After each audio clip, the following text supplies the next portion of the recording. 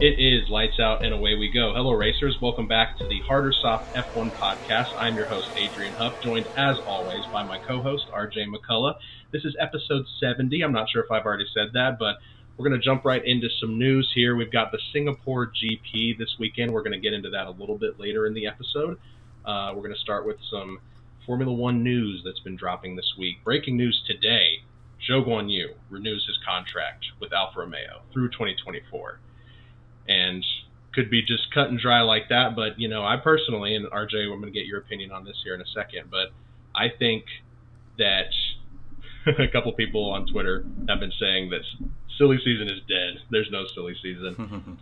And I think they're implying that this has just been sort of a boring year, I guess you could say, as a whole, with certain details, or, you know, whether it's the racing or whether it's the actual contracts that we're talking about, the behind the scenes. But yeah, I personally, you know, I did mention to you, not on the show this morning, about once again, my Americanness is coming out. I'm going to pronounce this incorrectly, no doubt, but Theo Pourchaire? I think that's Pourchaire? Yeah.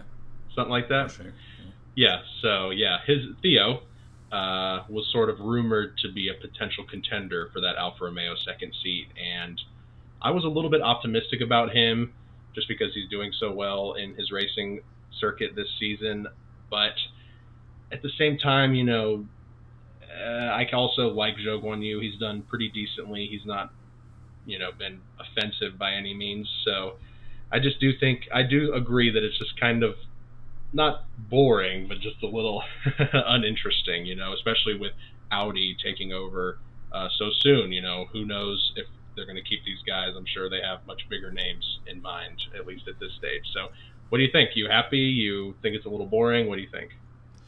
I think it's kind of what I expected, to be honest. I mean, hasn't done bad. I mean, last year they weren't going to let him go, if for nothing else than walking away from that Silverstone crash, which was crazy. But he's 2 points behind Valtteri Bottas, so it's not like I mean, neither one of them are like doing incredibly well. But I think really what it comes down to is they only extended him till the end of 2024. So I think like half the grid has a contract that's up 2024.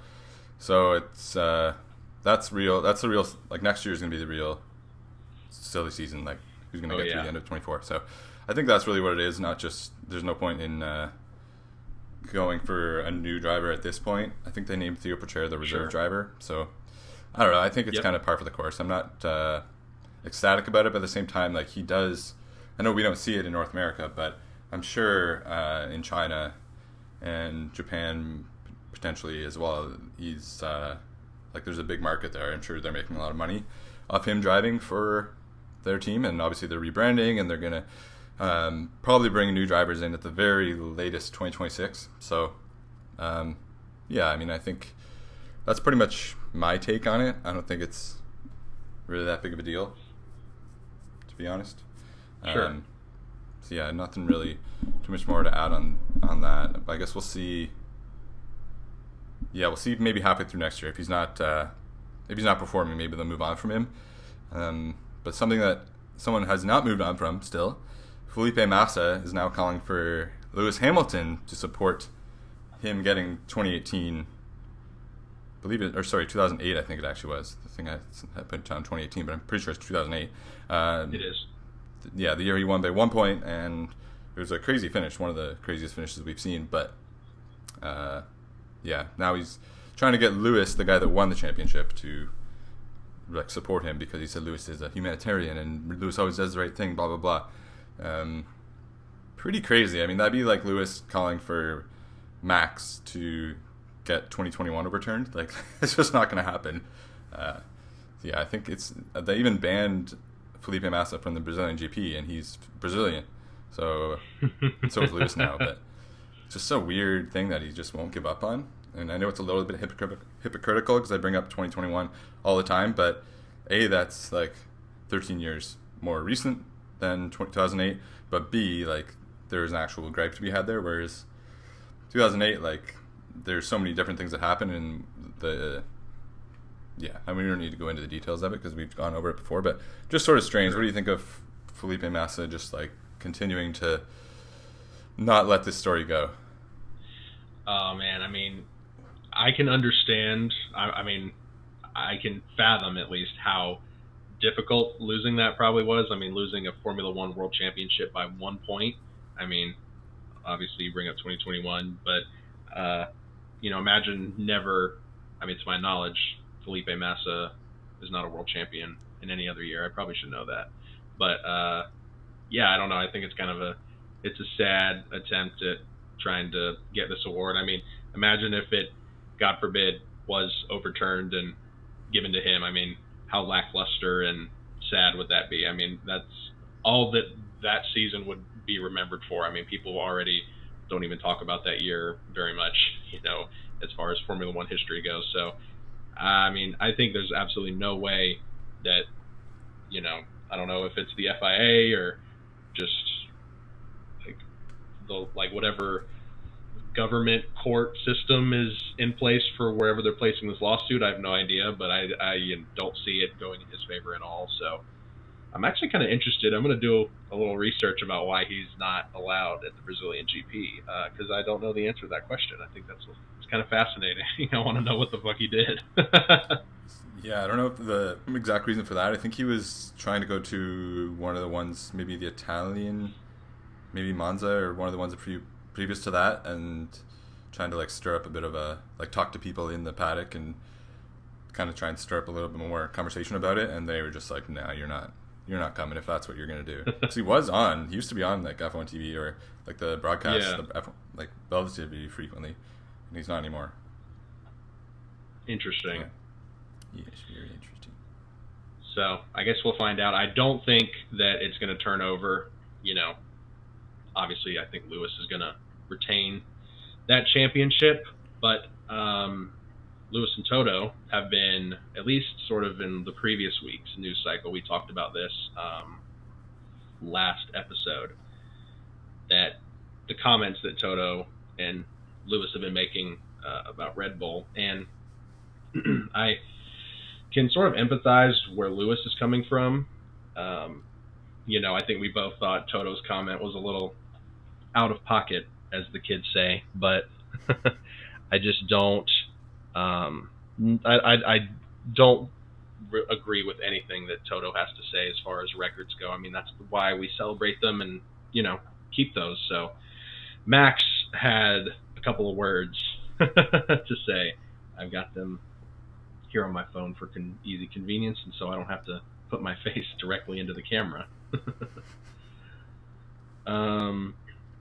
So yes, he responded to both Max responded to both Lewis and Toto. Of course, the second they get into the media room, you've got the journalists go, "So Max, what do you think about the Lewis saying this, and that?" It's like, of course, he's going to respond, and it's Max Verstappen. He's going to, be debatable asshole about it. So Max Verstappen was asked about Hamilton's comments about his teammates, and he said, quote, "It's not nice of Hamilton towards the teammates I've had, but it's ironic that after his interview in Monza, many of my teammates were ahead of him in qualifying.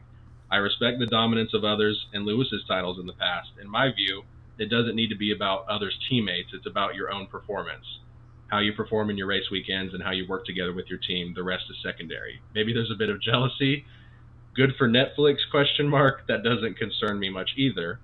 Which, I think there's some truth in that, but I mean, I think that was an intentional fuck you, holy shit. When I read that, I was like, oh my God, that is some he's spicing up the drama. But real quick, I'm gonna give you what he said regarding Toto Wolff's comments and the Wikipedia comments.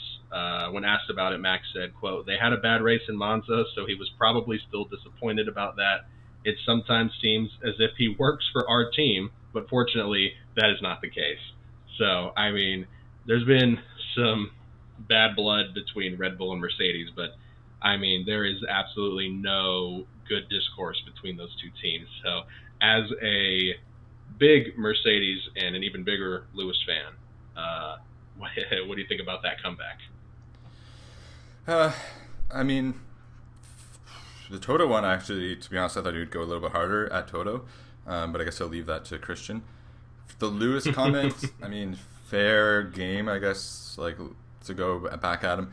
The only thing is, like, that doesn't really make sense from it is saying, like, well, the teammate doesn't really matter.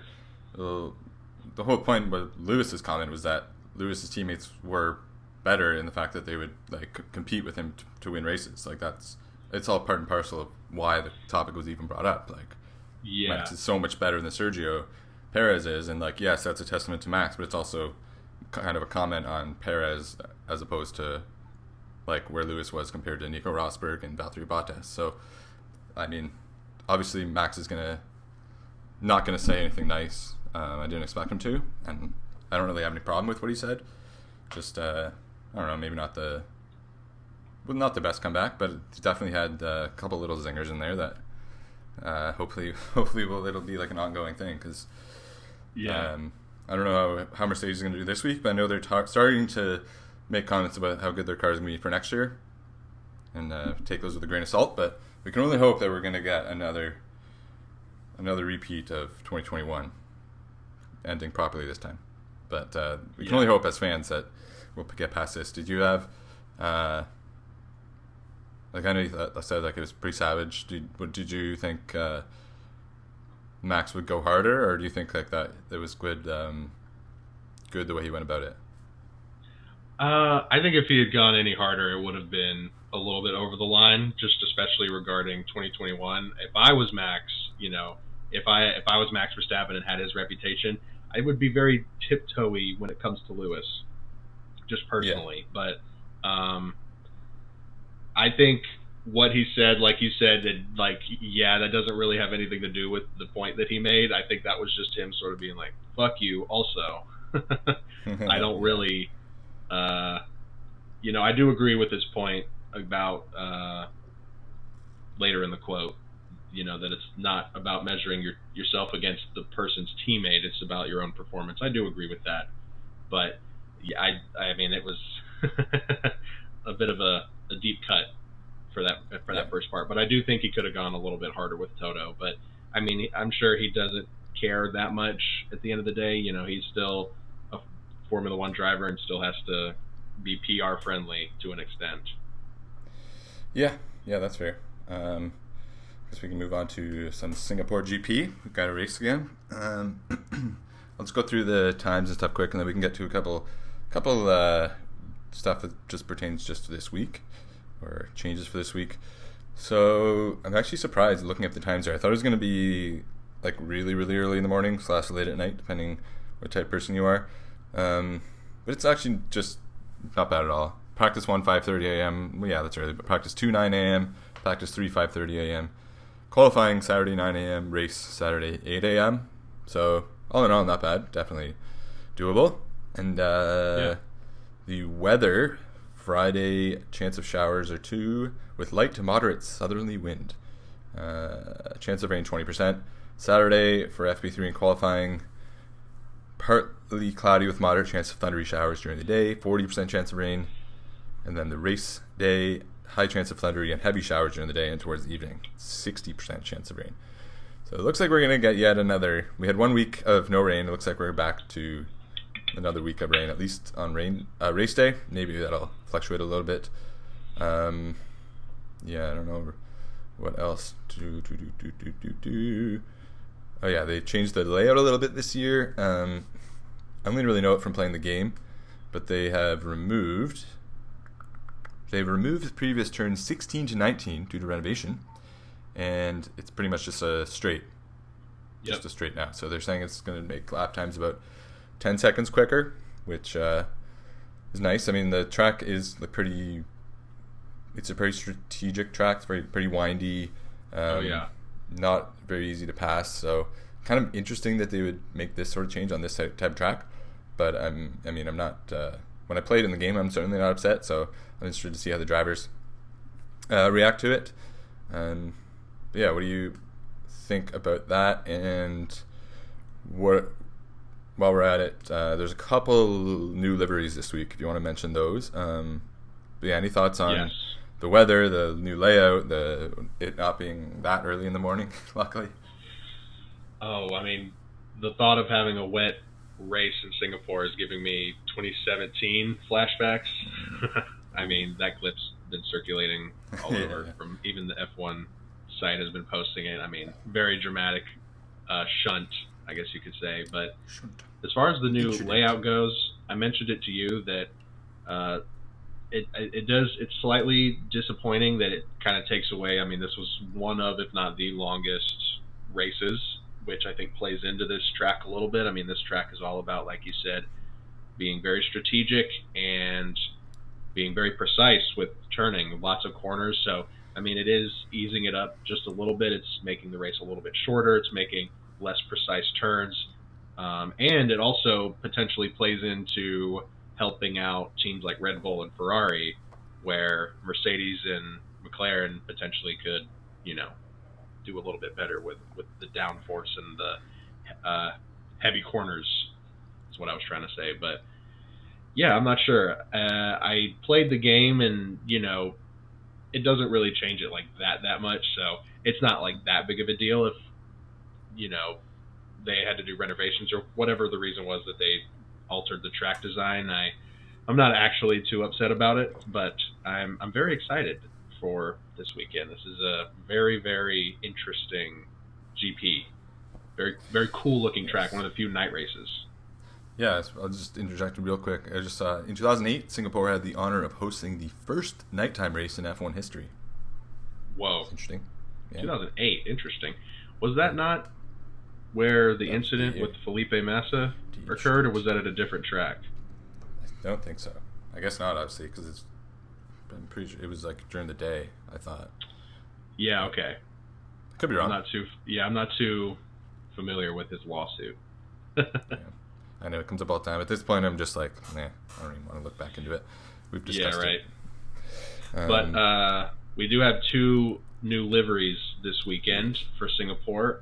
Williams are debuting their Gulf livery, and McLaren are debuting their Stealth livery, which they are going to be having this weekend and in Japan for Suzuka. So I'm not sure if Williams is running theirs for more than one weekend. I don't think so. I could be wrong about that. But the McLaren livery, real fast, the Williams one I think it's a pretty cool looking livery. I'm excited to see it on the track, especially under the lights. But the McLaren Stealth livery is going to be extra interesting. I think it has a potential to just be absolutely gorgeous. I think Singapore specifically, it's going to look really nice.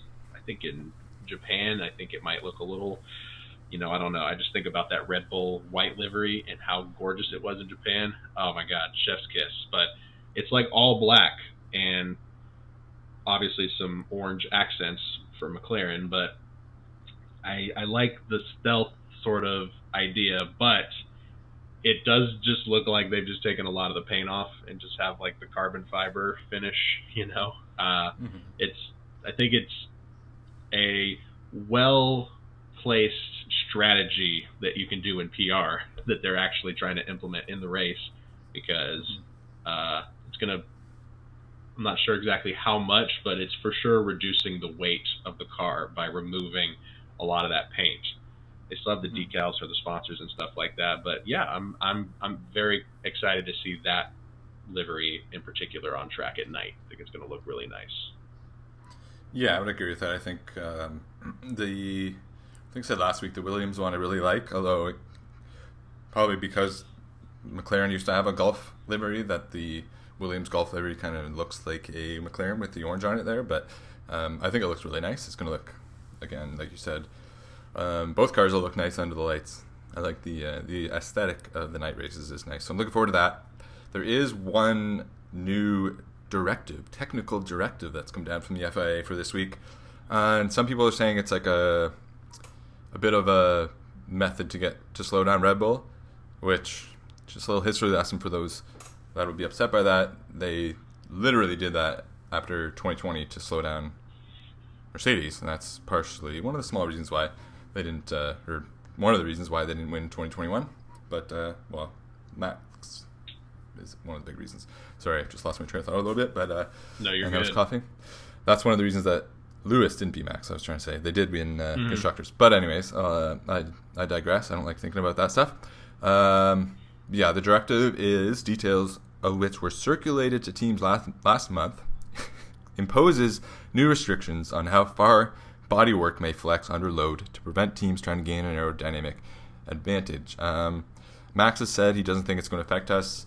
They never had any flexible front wing or whatever, so I don't think it will hurt us. Whereas, I mean, I've seen clips where the wing is like bobbing, but I think there's another team, I don't know if it's Williams or Alpine.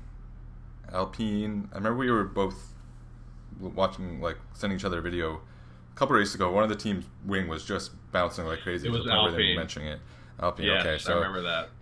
Yeah, so I don't think it's necessarily directed just at Red Bull. If it does slow down Red Bull a little bit, I'm not going to be upset.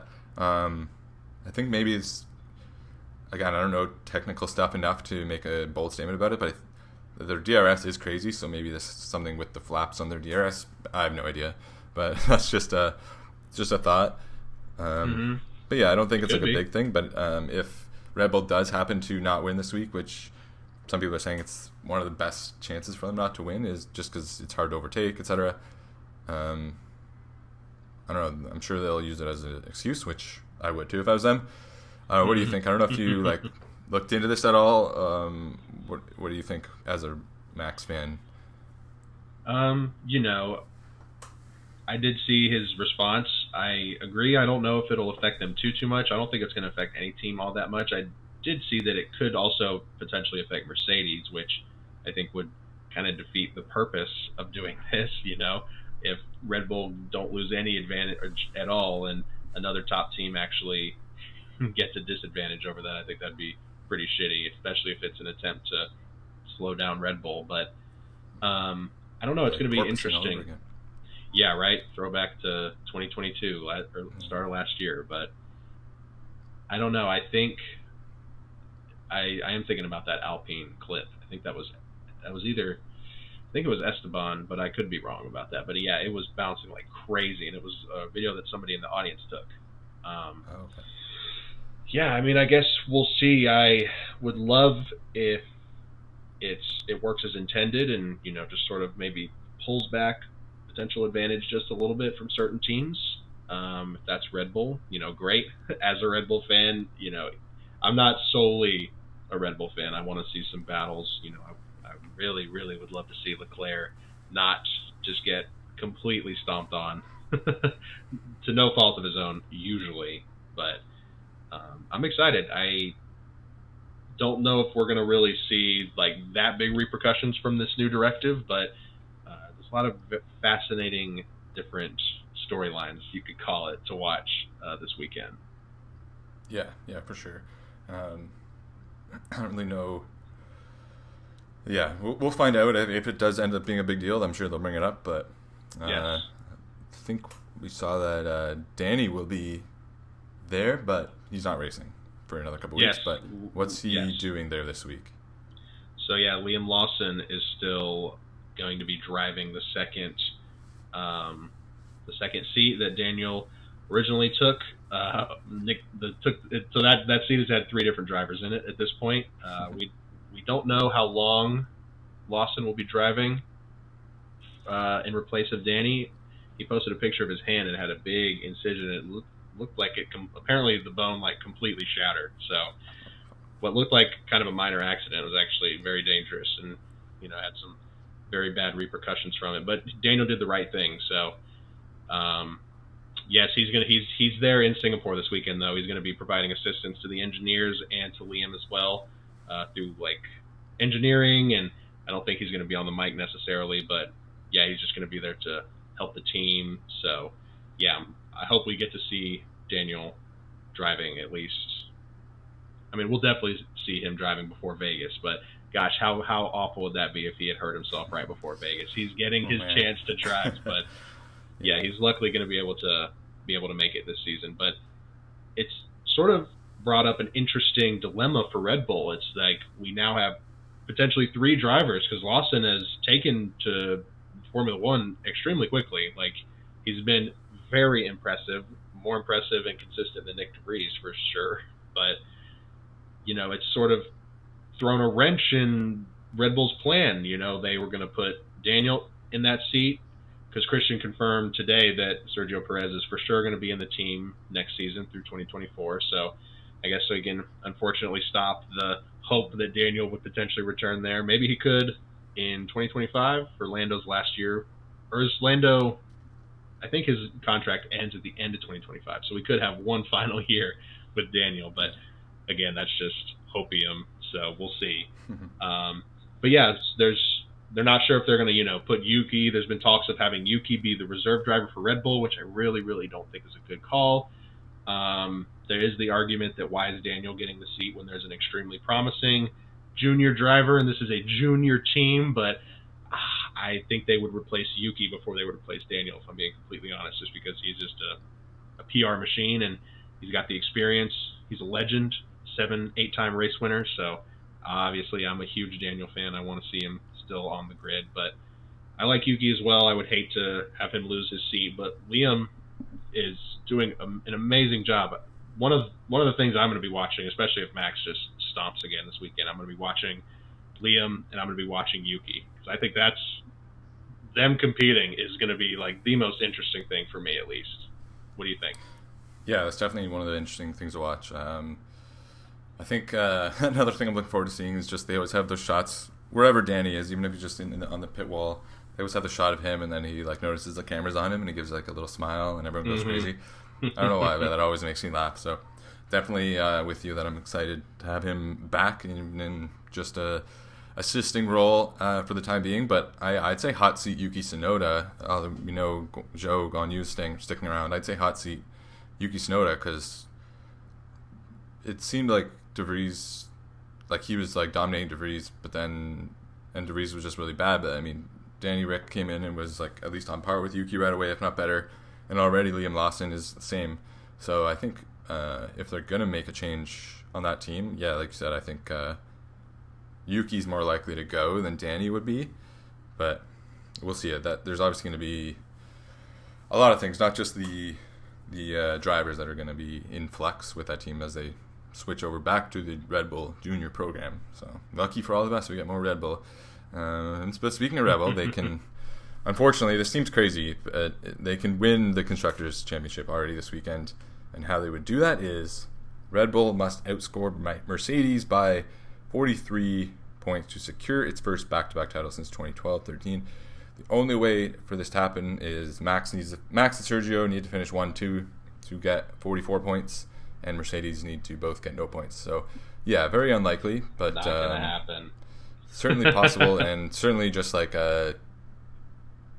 it's just a matter of time. Obviously, we've known that for a long time, but it just seems crazy that it's possible already. We really just got past the summer break. Yeah. But yeah, it's inevitable, just like Max is. So I don't know. I think Max clinched the Drivers' Championship, or I think they might have clinched both the same weekend last year. But I think it was Japan that Max clinched because they had the rain shortened race, and then they weren't sure if he did really clinch because they weren't sure if they're gonna have full points. But then it was another FIA shit show. But yeah, I guess it was only one race further on last year when he clinched. So it just seems insane. But yeah, here we are. What do you think of? It is insane. Your boy. That was a very anywhere you would want him to? Oh, sorry, say again. Yeah, I was gonna say, is there any track that you would want to see him win at specifically? Like if he's going to win the championship, which he is. Well, last season I wanted it to be in Suzuka, but it had that unfortunate, boring ending. Didn't even know if it happened. It was just kind of like, oh, okay, I'm champion. Cool. But obviously I wanted that because of the Honda connection, and now that's not really a part of the team. The later into the championship, the later into the season a championship can go, the more satisfied I would be. So, it would have been just really awesome if he could win in Vegas. I know that's the second to last race, but that would be one of the coolest moments, I think, especially in his career. It's just, that would be ideal, but it's not happening. Yeah, it's happening next week. Yeah, I think Brazil would be cool, but again, too late in the season. Are there other teams? Sorry, Are there other teams good. that you know of that are like bringing good upgrades this week, or that are potentially a threat? I know Ferrari, you said their car, just the profile of it, kind of suits this track. Is there anyone else? And also finish whatever point you were trying to make before I started talking over you. No, you're good. We're on, virtual. It's hard because there's a slight delay. So it's a miracle it doesn't happen more often, honestly. It's because we're professionals, people. That's right. But like we talked about earlier, I would think, I'm not actually 100% sure which teams are bringing upgrades. I know that McLaren are bringing some sort of upgrade in addition to their lightweight livery. So I think the Ferrari and Red Bull, I think the slight track redesign is going to suit them just a little bit more. But from what we've seen, I'm expecting big things from McLaren and Mercedes and Williams. Big things from those three teams. I need Alex Albon, and this is one of the most difficult tracks, so I'm not going to be too hard on Logan Sargent, but I would love to see him get some points as well. But yeah, Mercedes and McLaren, the two M's, they're the ones who I'm watching. Obviously it's going to be hard to compete with Max, but I think Oscar especially, I feel like he's been gearing up for a really, really good performance. So my biggest hope this weekend is that we see obviously a non-Red Bull winner, but maybe a first-time race winner. I think that would be one of the coolest things to have happen this weekend. That would be very cool. Either one of them would be a first-time race winner, so that'd be really cool. But I unfortunately have to pour a bit of water on that right away, because Lando Norris will run McLaren's only set of upgrades on its car at this weekend's Singapore Grand Prix. So that's not to say that Oscar doesn't have a chance, but they're giving Lando the upgrades to Lando first. And the same thing happened. They say it's expected to deliver the biggest improvement in the car's performance since the Austrian Grand Prix, which they've had a huge upgrade in performance then. So, yeah. Let's see when. I think they say, Oscar's going to get the upgrades next week, but next race. Okay. But, yeah, so a little bit of an advantage to Lando, and that's fair. He's been there. He's their.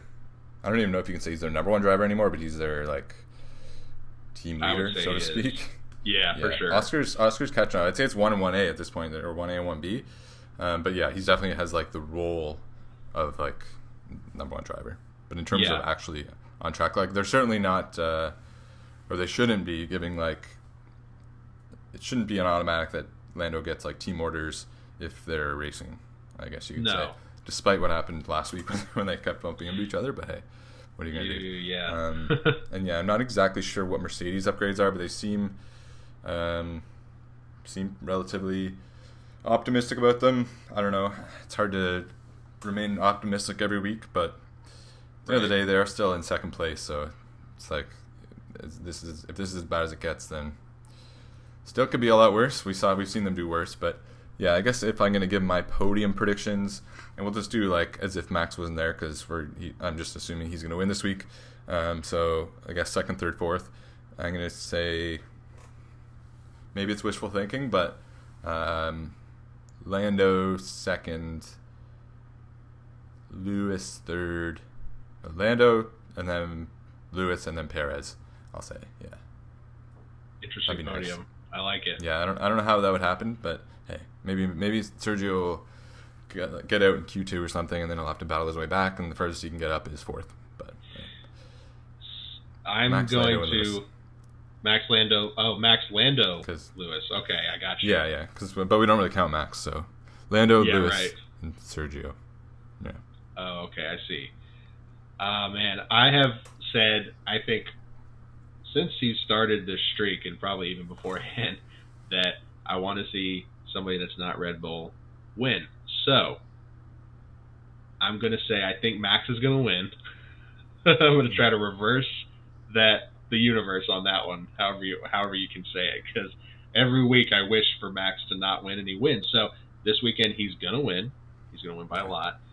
But behind him will be...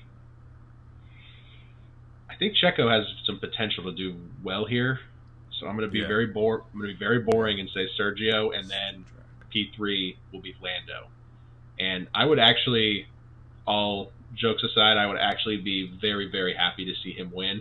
I think it would be a very big feat in his career to for his first race win to be in Singapore. And obviously his first race win, I know he's ready for it. It's time. It needs to happen. So, why not Sunday? So I could really, really get excited about that possibility, as unlikely as it is. Yeah, I'll get all in that. We can get all in on the Lando train this weekend. Oh yeah. I did momentarily forget, just because of how awful Monaco was this year for Checo, that he was temporarily deemed the street track king or something along those lines.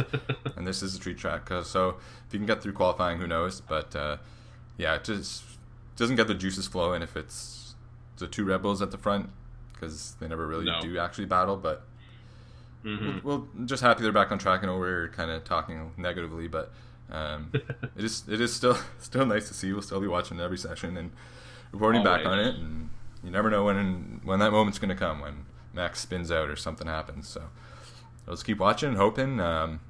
That's pretty much it. Hopefully some of the new viewers we got last week will stick around and enjoy this episode as well. Any final thoughts from you, Mr. Adrian?